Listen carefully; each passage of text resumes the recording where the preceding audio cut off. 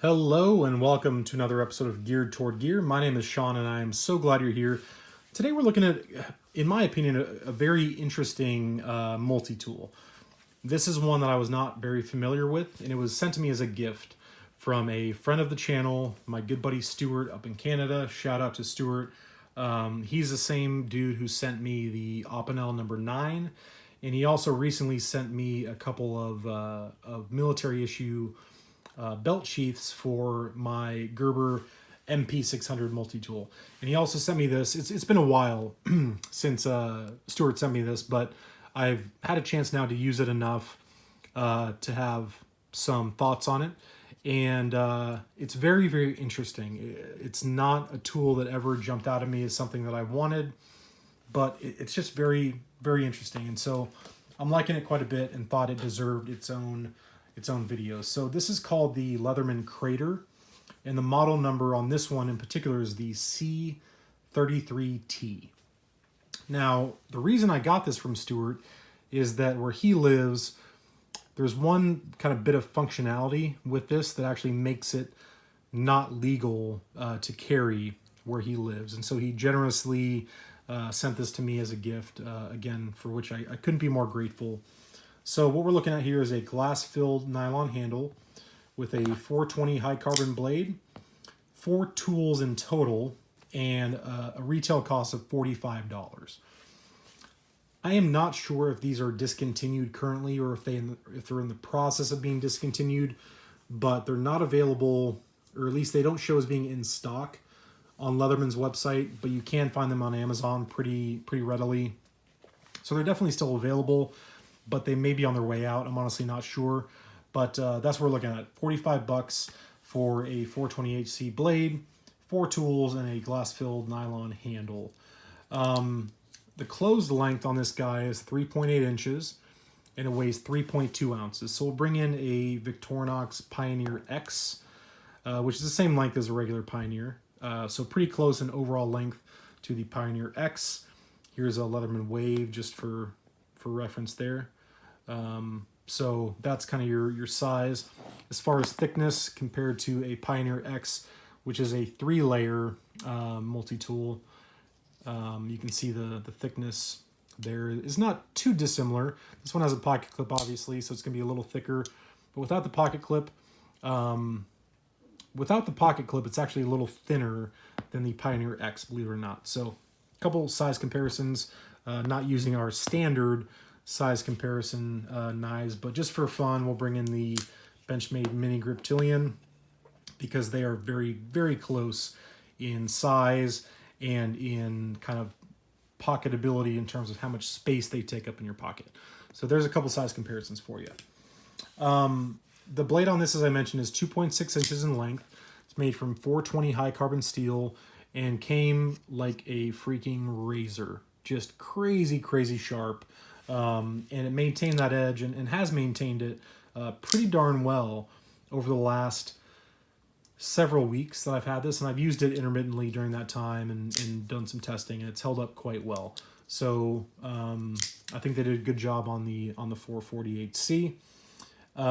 It's got this sort of, I've been calling it kind of like a kickstart deployment method, and this is one of the things that makes it not necessarily legal in certain places. It is not assisted in that there's no spring anywhere in this knife. The blade moves freely all the way to the open position, all the way to the closed position. There is no spring anywhere. However, it has this little tab here, as you can see, and there's a little bit of texturing right there. And this tab interfaces with the tang of the blade. And so when you pull down on it, and it doesn't really protrude, right? It doesn't look like a flipper, but it essentially operates like one. So when I pull down on this tab here, this thing rockets out. It's crazy. It's a very, very well engineered, well thought out design, and I would like to actually see this, frankly, on some just regular old folding knives. I think it's a really cool design.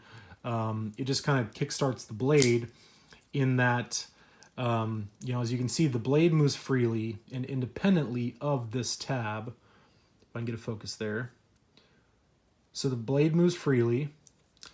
The tab also moves freely when the blade is stationary, but the way it's designed is it is in contact with the tang of the blade, right? So when I start to deploy it, it's pushing out the tang of the blade, and the momentum takes it the rest of the way. This is one of the most enjoyable things that I've had to fidget with in a very long time. It's just a pleasure to flip open and closed. It's just a really interesting design, and I really have enjoyed it quite a lot.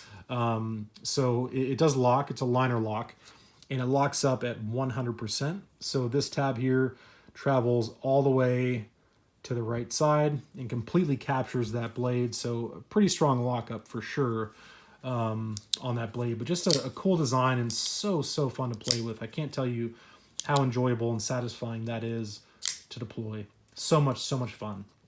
Really liking that a lot. So it is a multi-tool, so it has a couple other functions.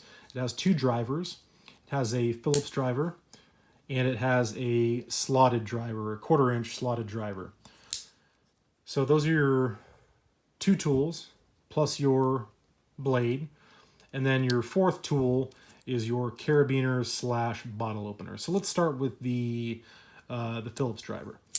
It's very well machined.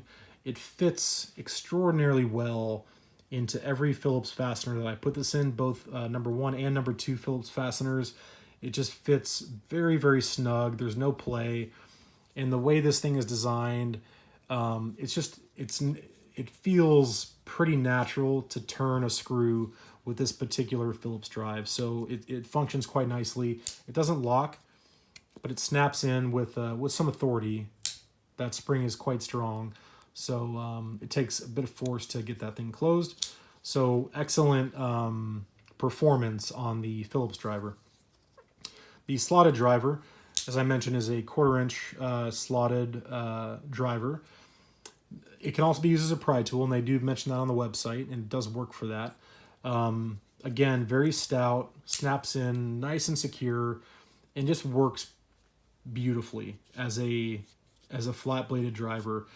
The only problem I have with this is that it's just a little big for my taste in terms of the actual dimension, the thickness of the actual blade there, in that this, for example, will just barely fit into like a light socket cover or a electrical socket cover, and some of the screws it actually wouldn't fit. So for kind of the smaller stuff around the house, you may find that this is just too wide to fit into some fasteners, but I think kind of with that prying aspect in mind is probably why they made it a little beefier, but very good quality, and again, worked pretty darn well. So no complaints with the performance on either of the 2 drivers. I like them both quite a bit. The last tool, I could take it or leave it. It's a carabiner. It locks in place, and it doubles as a bottle opener. And at first I couldn't figure out how to close it. You just push down on it. There's kind of a spring in there, so you push down and it'll close, but otherwise it locks in place. I personally would not use this to clip to anything. So what I would prefer to see is to use this space that it takes up in the handle with another tool, whether it's a little pair of scissors or something like that. I think this, for me, is kind of a waste because personally, I'm not going to use it. So that's the carabiner / bottle opener. It does have a pocket clip. It's kind of goofy. Don't like it really at all. It's super thin in that it doesn't accommodate super thick materials. So just not stoked on the pocket clip. I will probably remove this permanently and have this kind of just be a drop in the bottom of the pocket type of knife, similar to what you would do with a Victorinox, right? So I'll probably remove the clip and just have it be a pocket tool because it's I think poorly designed and executed pocket clip. So that's my one kind of major beef is the pocket clip. And then the second is I think they wasted space with a tool that I guess I wouldn't use. So that's personal preference. You may think the carabiner is a must-have and that the bottle opener is a must-have, in which case then this may be great for you. But for me, I would just like to see something else in there to take up that space. It's very comfortable for EDC, very comfortable actually, just for basic, cutting tasks, and again, turning those drivers. No discomfort whatsoever. They did a good job kind of contouring the handles. No major hot spots, so can't really complain on the ergonomics. It's pretty comfortable. And if I didn't mention already, it does have a thumb stud as well, just on the one side, and it works incredibly well. So if you don't want to use this really fun little kind of flipper tab, you can use the thumb stud, and it just flies out. I mean, the action on this thing's crazy. It has really large, if I can get the angle just right, I don't know if you can see that, it has a giant, and I'm talking really large bronze washers, just crazy oversized. So the action is phenomenal on this thing.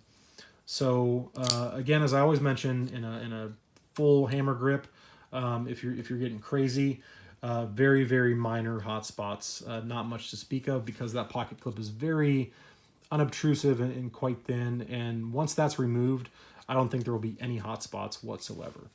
So that's my thoughts on the Crater C33T from Leatherman. I think it's a really interesting tool. I think $45 is a little high, right? When you can get, for example, the Pioneer X, which is kind of a limited exclusive from, I think, Knife Center. Very high quality, obviously. It's got the scissors, it's got the awl. This costs $45. You know, you can get some Leatherman tools, other Leatherman tools in that price range. So for a small kind of pocket tool that only has 4 tools, I think $45 is a little on the high side. And again, these may be being discontinued, but they are still available. I've enjoyed it. I am definitely going to get use out of it, continue to get use out of it. And again, thank you to Stuart for sending this. And I've probably done this too many times already, but it is truly one of the most satisfying blades to deploy that I've had in a very long time. So I do like that mechanism, and would like to see that on some other knives and tools. If you know of any other tools that use that sort of kind of, again, what I call the kind of the kickstart thing, let me know, because I just think it's a super cool design and some cool engineering behind that. So there it is, the Leatherman Crater model C33T. Thank you again, Stuart. Thank you all so much for watching. I do appreciate it, as always, and I'll talk to you soon.